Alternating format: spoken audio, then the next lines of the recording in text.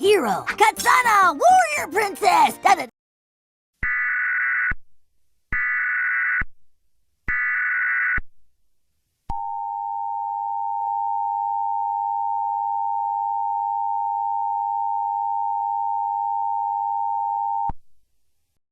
This was transmitted by the Kentucky state government. Civil authorities in your area says that there is a lost child around your area. The police is trying to search for David Gunner. He is a dark-skinned 5-year-old American male. He has black hair, wears a shirt with Mario characters, PJs with Mario characters on it too, and he wears blue boots. If you have seen this missing child, please call 911.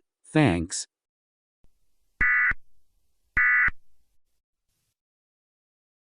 I saw myself as a villain, but this outfit just feels so right!